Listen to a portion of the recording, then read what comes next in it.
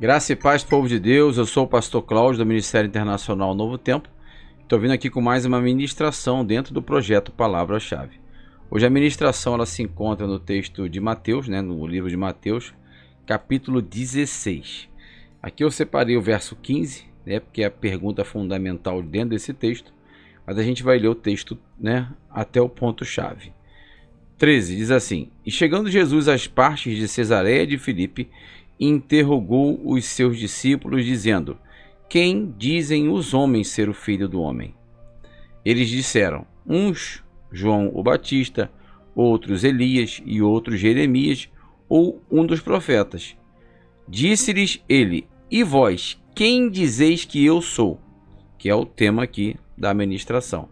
E Simão Pedro, ele toma a frente, e ele disse: Tu és o Cristo, o Filho do Deus vivo.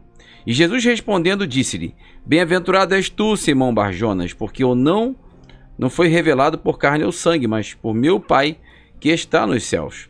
E também eu te digo que tu és Pedro, e sobre esta pedra edificarei a minha igreja, e as portas do inferno não prevalecerão contra ela. Eu te darei as chaves do reino dos céus, e tudo que ligares na terra será ligado nos céus, e tudo que desligares na terra será desligado nos céus. Só até aqui.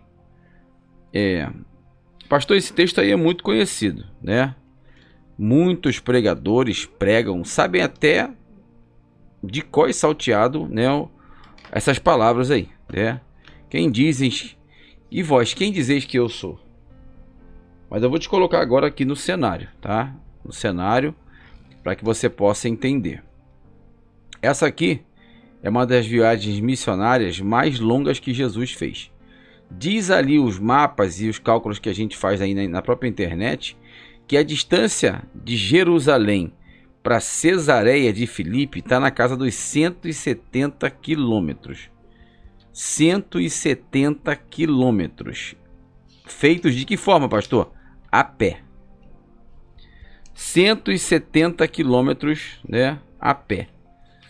Eu faço um cálculo rápido aqui, Eu consigo fazer uma caminhada de, 1 quilômetro em 12 minutos, andando bem, Consigo fazer uma caminhada de 1 quilômetro em 12 minutos. Então, eles aqui estão enfrentando o sol quente, o terreno complicado, 170 quilômetros para chegar em Cesareia. Então, você tem a primeira questão. Eles se afastam da multidão. A multidão não vai andar 170 quilômetros. Não vai. Mas não vai mesmo. Tanto é que quando eles chegam em Cesareia, o cenário é bem diferente do que eles têm enfrentado nos outros cenários onde Jesus estava. Tinha sempre uma multidão acompanhando. Aqui, você vai ver que ele chega no local e ninguém fala assim: esse aí é o carpinteiro de Nazaré. Ele perguntou e falaram: um dizem que é o João Batista, porque já tinham ouvido falar de João Batista. Outros dizem que é Elias, porque já tinham ouvido falar de Elias. Outros Jeremias, ou um dos profetas qualquer. Mas não conheciam o Cristo como o povo de onde ele veio conhecia. Então aqui a questão geográfica é muito importante porque vai acontecer nesse cenário aqui. Primeiro, ele vai para longe da multidão. Segundo, ali só conhecem ou acreditam que conhecem por outros nomes, E naquele local, Cesareia de Filipe, a teologia diz que ela foi fundada por Herodes Filipe, filho de Herodes o Grande e irmão do rei Herodes Antipas. A cidade havia sido criada em louvor a César, ou seja, uma homenagem ao domínio e invasão do Império Romano. Então é uma cidade pagã, com cultos aos deuses pagãos, totalmente idólatra, e Jesus está indo para essa cidade, lá em Cesareia de Filipe, 170 quilômetros depois de Jerusalém, para fazer um ato ali. Pastor, um ato? Um ato. Você vai chegar lá junto comigo, calma, porque eu não vou tentar também lançar muita informação em sequência, eu vou por parte. Então nós estamos numa terra distante, num lugar que Jesus não é conhecido, e vai acontecer um ato dentro dessa cidade, de Cesareia de Filipe. Vamos lá, vamos começar aqui. Jesus queria mostrar para os discípulos o que Deus queria fazer através dele e da pregação da palavra. Eles estão muito longe de casa, muito longe de casa. E aí,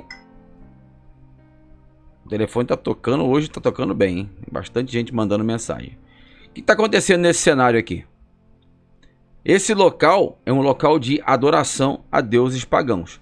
Os gregos e os romanos tinham eu não sei se era uma gruta que fala, ou era um acesso subterrâneo por baixo da cidade, que eles faziam ali os cultos, né, aos deuses pagãos. Eles faziam ali, tudo que você pode imaginar de maligno, eles faziam naquele lugar. E os judeus deram um nome para aquele lugar, para aquela gruta, né, para aquele acesso ali ao subsolo, né, como se fosse hoje, sei lá, uma caverna, só que no subsolo. Os judeus deram um nome àquela caverna de Porta do Inferno. Pastor?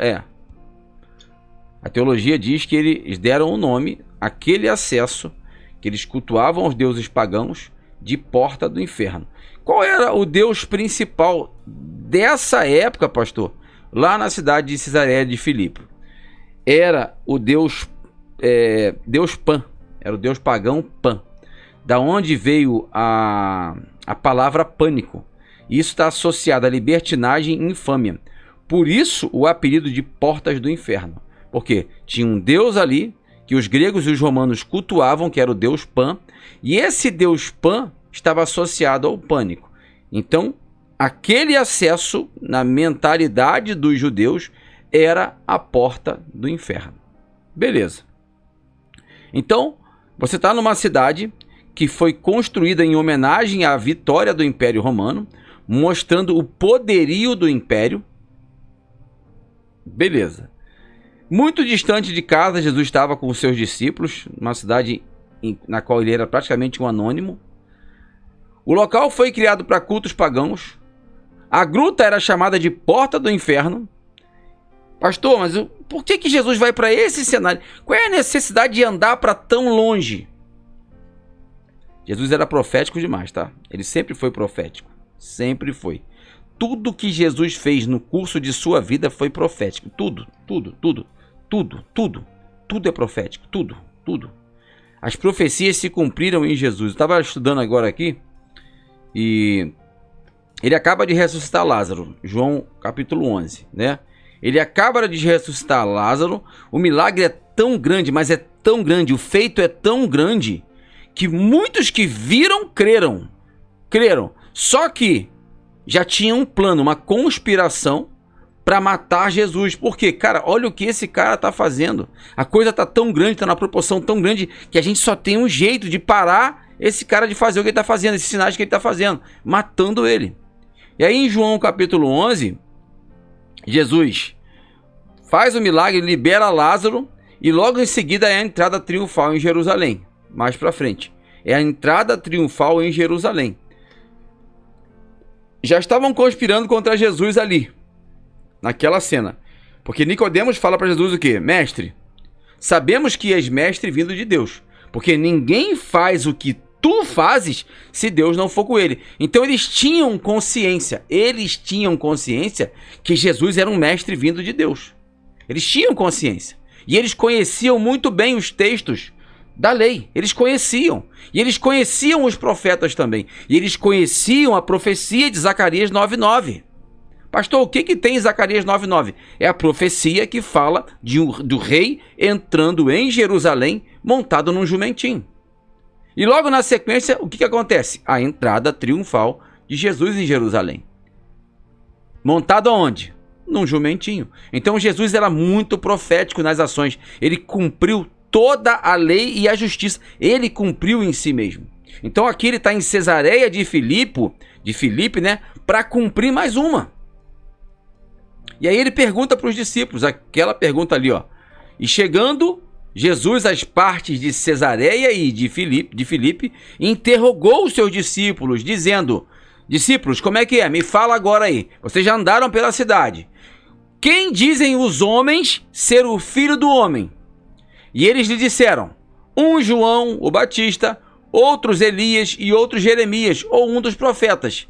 Disse-lhes ele, e vós, agora vocês, esquece o que eles falaram, o que vocês têm para dizer? Porque eles não me conhecem. Para eles eu sou anônimo. Para eles, tanto faz, tanto fez. Agora, para vocês que estão comigo durante essa caminhada, o que vocês dizem que eu sou? Essa aqui é muito forte. O que vocês dizem que eu sou? Aí Pedro vai, tomado pelo Espírito Santo, diz para ele, tu és o Cristo, o Filho do Deus vivo. Jesus olha para Pedro e fala, olha, bem-aventurado és tu, Simão Barjonas, porque não te revelou carne e sangue, mas meu Pai que está nos céus. E também eu te digo que tu és Petros. É, pastor, Petros? É.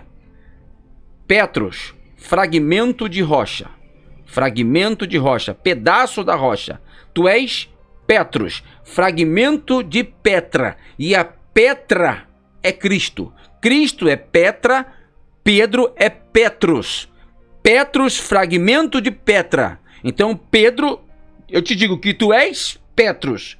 Tu és um pedaço de mim. E sobre esse pedaço eu edificarei a minha igreja. Pastor, mas ele parou aí? O que tinha na gruta lá que eu falei com vocês? Tinha um acesso subterrâneo na cidade que os judeus passavam longe e eles afirmavam que aquele lugar tinha um nome. Qual era o nome? Portas do Inferno. Eles tinham medo daquele lugar. Temiam aquele lugar. E ele fala, tu és Petros, fragmento de rocha. Tu és Petros, um pedaço de mim. E sobre esse pedaço eu edificarei o quê? A minha igreja. E quem não vai prevalecer? Tu entendeu agora? E as portas do inferno não prevalecerão contra ela. Ela quem? A igreja que vai ser fundado naquilo que eu deixei aqui na terra. Eu deixei Petros. Eu deixei fragmento de rocha aqui. Mas não foi só Pedro. Foi Paulo, foram os outros apóstolos também, porque eles também eram. E eles também iam pelas nações falando do amor de Deus. O amor de Deus chegou na Índia porque Tomé levou o evangelho para lá. Depois foi martirizado. Mas ele também era um fragmento de Cristo. Ele também era um pedaço do Senhor. Por isso que ele levantou as suas colunas para pregar o evangelho. É, pastor, eu nunca escutei isso. Eu nunca nem sequer ouvi isso. Nunca vi ninguém pregar isso. Pois é. É isso que a Bíblia diz. E ele fala, né, que o que é muito interessante é que ele cita exatamente a palavra que era usada na época para dar nome àquilo que trazia a morte. Aquilo que traz morte não tem poder, não vai prevalecer contra aquilo que traz o quê? Que traz vida, e vida com abundância. É isso aí. A Bíblia diz que o salário do pecado, Romanos 6, versículo 23, o salário do pecado é a morte, mas o dom gratuito de Deus é a vida eterna. É a vida eterna. Então, quando você vê esse texto aqui, você fala assim, caramba, por que Jesus foi para Cesareia de Filipe, cara? Lá do outro lado do mapa, lá na região norte, lá para cima, para que ele foi para lá? Para mostrar para os discípulos, para mostrar para aqueles que eram seus alunos, que estavam em fase de aprendizagem, que ele é Senhor de tudo. Ele é Senhor de tudo. E nada, o maior medo que eles tinham vai prevalecer contra a igreja. Não vai. Não vai. Não tenham medo. Não tenham medo. Lembra lá do Salmo 46, verso 10? O Senhor diz o seguinte, aquietai-vos e sabei que eu sou Deus. Serei exaltado entre as nações. Serei exaltado entre os povos. O Senhor é exaltado em sua soberania e em seu poder, porque Ele é Deus, irmão. Ele tem todo o poder no céu, na terra e debaixo da terra. Não é uma gruta embaixo de uma cidade com o nome de Porta do Inferno que vai atrapalhar o desenvolvimento da igreja. Não vai, irmão. Porque não vai prevalecer. E não é só isso que não prevalece. Não prevalece encantamento, não prevalece palavra, não prevalece nada contra a igreja do Senhor. ela continua de pé. Tem uma frase que é atribuída, deixa eu ver quem foi que disse. Eu não lembro agora quem foi que disse, mas ele diz que o sangue dos mártires é a semente da igreja. Ou a semente da igreja é o sangue dos mártires. Esses homens que deram a sua vida por amor ao evangelho, por amor à palavra de Deus, que foram até o fim, eles foram numa certeza. Qual certeza, pastor? A morte não é o fim. A morte não era o fim para eles. Não era o fim. Era só o começo. E é isso que eu e você temos que ter a convicção também dentro do nosso coração. As portas do inferno não vão prevalecer. Nada que o diabo faça vai prevalecer. Nenhuma instauração de pânico, de medo, de terror. Nada que venha desses deuses pagãos que começaram lá na igreja primitiva vai nos afetar hoje também como igreja, se nós estivermos firmados e fundamentados em Cristo Jesus, que é o nosso Senhor e Salvador. Então, se eu tenho essa convicção dentro do meu coração e você também tem essa convicção dentro do seu coração, você tá pronto, meu irmão. Eu tô pronto. Tá pronto para quê, pastor? Para falar do amor de Cristo sem medo. Falar do amor de Cristo sem reserva. Falar só a verdade. Pastor, eu vou estudar um pouco mais. Estuda. Estuda muito. Não estuda pouco, não. Estuda muito. Quanto mais você estudar, eu vou pegar o texto aqui, a Bíblia, né? Que é o documento que eu mais leio, né? É o livro que eu mais leio, né? Um dia um aluno falou para mim assim: professor, eu vou ler a Bíblia toda. Olha o que ele falou. Eu vou ler a Bíblia toda. Eu vou ler a Bíblia como se fosse o livro mais importante que eu já li na vida. Aí eu parei, olhei para ele. Eu falei: repete aí o que você falou. Não, o senhor entendeu? Não, repete. Eu vou ler a Bíblia como se fosse o livro mais importante que eu li na vida. Aí eu tô com 2 livros aqui, ó. Tô com 2 livros aqui. Eu não sei se vocês já leram, vou fazer propaganda gratuita, tá? Ó, Kryptonita. Tá pegando ali o fundo do OBS? Tá pegando, ó. Kryptonita. E eu tô com outro livro aqui também, que é muito bom. O momento é esse, de Joel Osteen. Muito bom esse livro, muito bom. Recomendo a leitura para todo mundo. Esse aqui é do John Bevere, né? O Kryptonita. Só que nenhum livro que eu leia, nenhuma literatura que, pô, por mais top que ela seja, por mais edificante que ela seja, vai substituir esse cara aqui, velho. Ó, esse compêndio aqui, esse bloco de livros, que aqui tem 39 na Antiga Aliança e 27 na Nova Aliança. Pra que tem esse livro aqui, pastor? É pra eu ler. Para você ler. Então lê mesmo, cara. Se aprofunda mesmo. Pesquisa mesmo. Vai a fundo, palavra por palavra. Aprende, se for o caso, a falar hebraico. Aprende a falar grego. Para quê? Para você ter conhecimento da verdade. Só é liberto quem conhece a verdade. Não há liberdade para quem não conhece a verdade. Continua preso, continua escravo. Escravo de quê, pastor? Escravo da ignorância, da falta de conhecimento. E ele disse: e conhecereis a verdade, e a verdade vos libertará. Quem é a verdade, pastor? João 14,6. E Jesus disse: eu sou o caminho, a verdade e a vida. Ninguém veio ao Pai se não for por mim. E o mesmo livro de João 8,32, que diz que conhecereis a verdade, no 36 ele vai dizer o quê? Se o Filho vos libertar, se esse que é a verdade vos libertar, verdadeiramente sereis o quê? Sereis livres. Então, tudo passa pelo conhecimento da verdade. Por isso que é tão importante estudar. Eu sou aluno desde que eu comecei na fé em 1994. E de lá pra cá eu não parei de estudar. Eu amo estudar. Tô aqui, ó. Vários cadernos, ó. Fazendo minhas anotações, tá aqui. Tô com outro caderno aberto aqui. Tô com a página aberta do lado de cá. Tô com o monitor aqui. Tô com a câmera aqui falando com vocês. Tô com a Bíblia aqui. Tô com os livros de teologia aqui na minha frente. Tô estudando. A gente não pode parar de estudar. Um dia alguém disse: olha, o conhecimento não ocupa espaço. E eu até ri.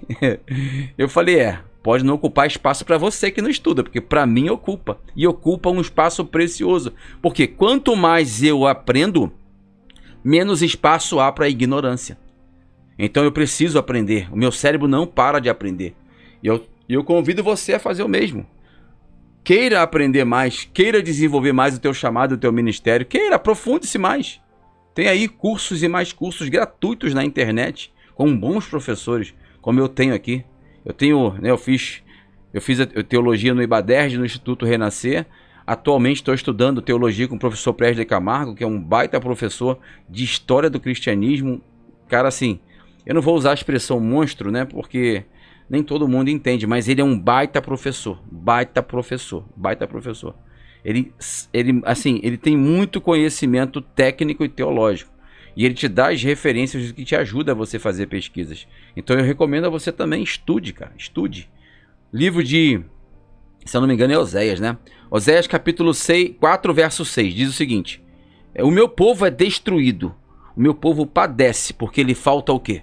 O conhecimento. E o mesmo profeta vai dizer no 6,3 o seguinte: conheçamos e prossigamos em conhecer a quem? O Senhor. Então a gente tem que conhecer essa lei. A gente tem que fazer como Davi no Salmos número 1, né? Quando ele fala: bem-aventurado é o varão que não anda segundo o conselho dos ímpios, não se detém no caminho de pecadores e não se assenta na roda de escarnecedores. Aí ele fala: bem-aventurado é o varão que faz isso e também faz isso, mas antes medita na lei do Senhor de dia e de noite, e o seu prazer está nela. Então ele fala isso, e é isso que eu também tenho que ter, prazer na lei de Deus e meditar nela de dia e de noite. Porque se eu colocar a palavra de Deus na minha mente durante o dia, não tem espaço para porcaria, não tem espaço para outras coisas. Por quê? Porque a palavra de Deus me preenche e me completa. Então, quanto mais próximo eu estiver do conhecimento do santo e da verdade, mais longe eu vou estar de pecar. E você também. E é essa a recomendação que eu faço para você, tá bom? Era isso que eu queria deixar para você hoje. A gente está com 21 minutos de vídeo já. E que Deus possa te abençoar. A gente volta aí numa próxima aí com mais um vídeo, né, da leitura bíblica ou do Palavra-Chave. Deus abençoe tua vida poderosamente em nome de Jesus. Fica na paz.